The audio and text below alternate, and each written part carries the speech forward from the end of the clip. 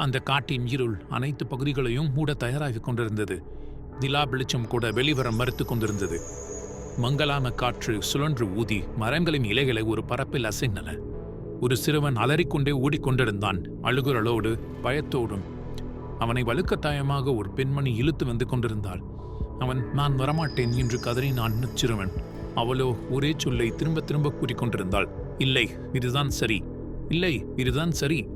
அவள் கண்கள் கண்ணீர் வழிந்தது. சிறுவன் தப்பிக்க முயன்றான். ஆனால் அவளுடைய பிடியிலிருந்து அவனால் வெளியே வர இயலவில்லை. அவர்கள் அருகில் வந்தார்கள். ஆம், அவ்விடம் அந்த பழைய முடிவில்லாத இருள் கொண்ட கிணற்றின் பக்கம். அம்மா, வேண்டாம், தயவு செய்து இதை நீங்கள் செய்யாதீர்கள் என்று சொல்லி சிறுவன் கதறினான். ஆனால் அவளோ இதை கேட்பதாக இல்லை. இதுதான் நமக்கு கடைசியான வழி. அவளது கைகள் சில நொடிகள் தயங்கின. சிறுவன் மீண்டும் தப்பிக்க முயற்சித்தான். ஆனால் அது தோல்வியில் முடிந்தது. அவள் தன் குழந்தையை அவள் கிணற்றுக்குள் தள்ளிவிட்டாள். விழும் சத்தம் கேட்டதில்லை, அழுகை இல்லை, ஒரு கனமான மௌனம். அவள் மெதுவாக கிணற்றின் ஓரத்தில் வந்து நின்றாள். கண்களில் ஒரு அசாதாரணமான வெளிச்சம். மன்னித்து விடுங்கள் என் செல்வங்களா. அவளது பார்வை வானத்தை நோக்கியது. என் கணவன் என்னை மன்னிக்க மாட்டாரா?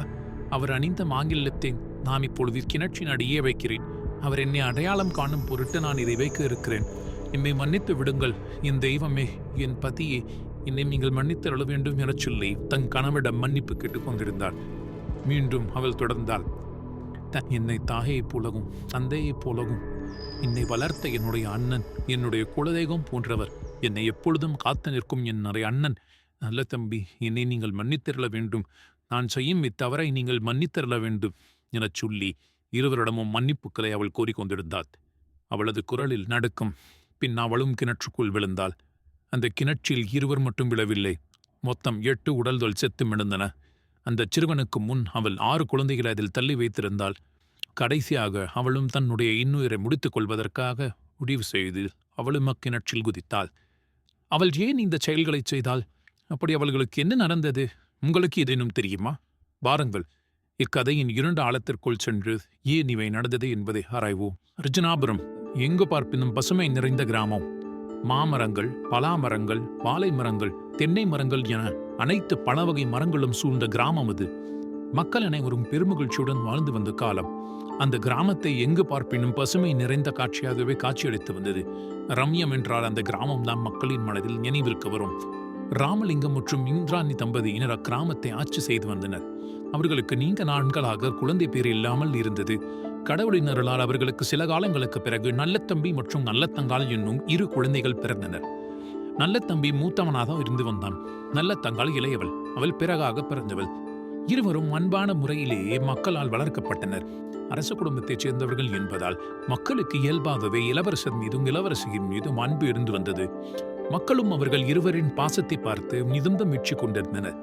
நல்லத்தங்காள் பக்தியில் மிகுந்த பெண், மிகவும் மென்மையான குணம் கொண்டவள், அன்பின் பால் கட்டப்பட்டவள்.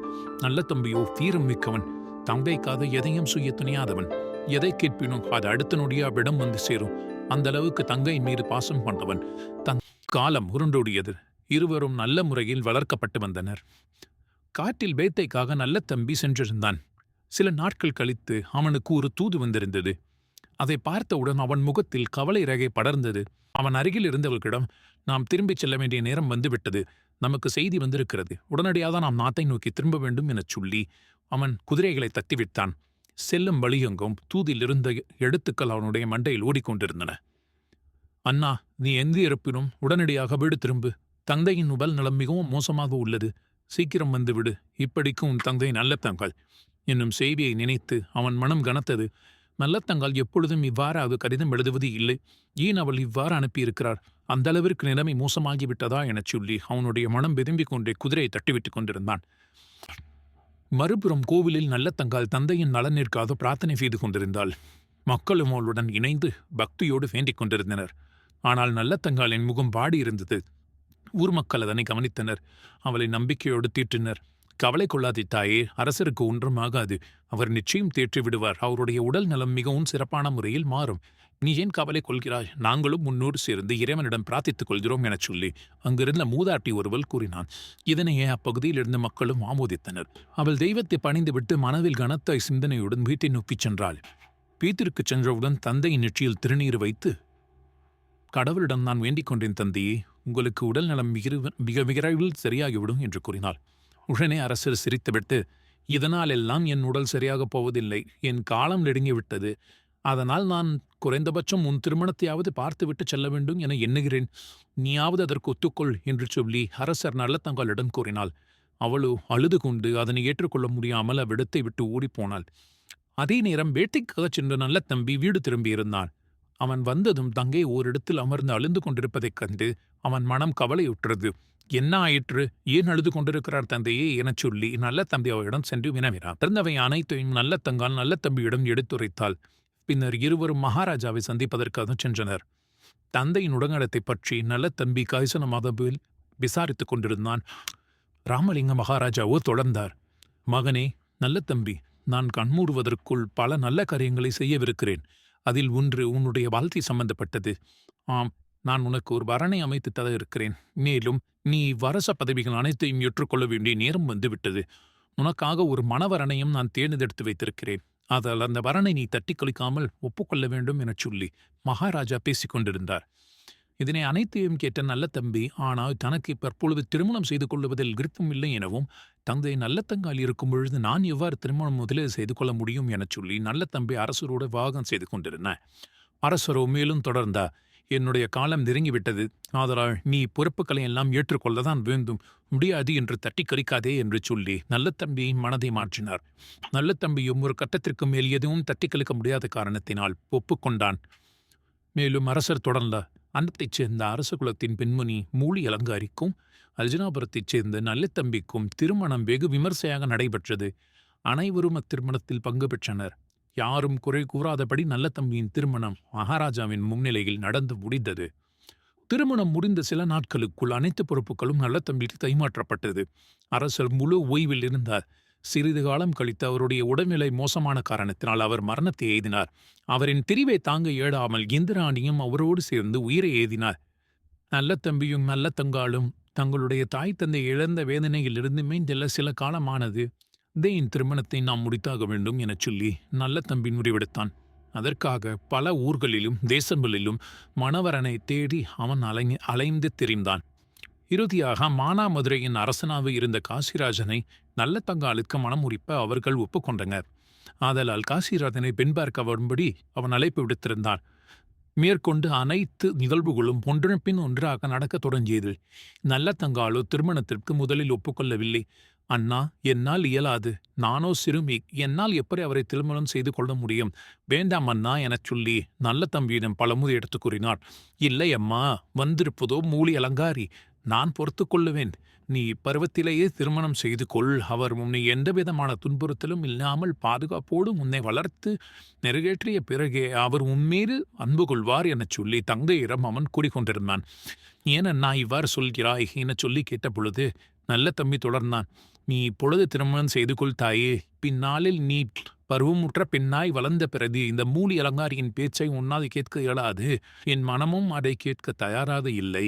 தேவையில்லாத பிரச்சனைகளுக்கு நாம் ஏன் உள்ளாக வேண்டும்? உனக்கு ஒரு இழிச்சொல் என்றால் அது என் உயிரையும் கிழித்து எடுக்கும் எனச் சொல்லி நல்ல தம்பி நல்ல தம்மாளிடம் கூறினார். அவளும் அண்ணனின் மனதை புண்படுத்த வேண்டாம் எனச் சொல்லி அவளும் திருமணத்திற்கு ஒப்புக்கொண்டாள். மனாவதரையைச் சேர்ந்த காசிராஜனுக்கு நல்ல தங்கால் மனமுழிக்க தயாரானாள். அதில் இருவரின் திருமணம் சிறப்பாக நடைபெற்றது. பனைமரம் பிழுந்து பந்து கம்பங்கள் நட்டப்பட்டன. தென்னை மரம் பிழுந்து திருவெம்பும் பந்தல்கள் கட்டினார்கள். நல்ல தம்பி நல்ல தங்காலுக்கு எண்ணற்ற சீதனங்களை அளித்தான்.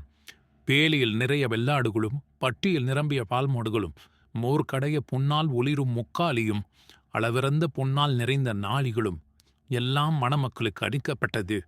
தங்கை அண்ணனிடமிருந்து பிரியும் நேரமும் வந்தது.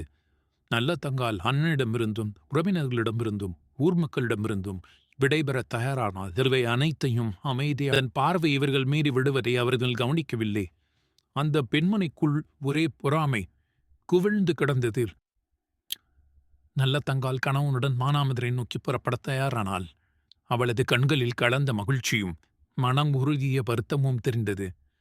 அண்ணனிடமிருந்து பிரியும் வழியை மனதில் வைத்துக் கொண்டாள். அவள் கூடவே ஏதோ ஒரு மர்ம அச்சத்தை உணர்ந்தாள். ஆனால் அதை அக்கணத்தில் வெளிக்காட்டக் கொள்ளவில்லை. அனைவரும் அதை கவனிக்கவும் இல்லை.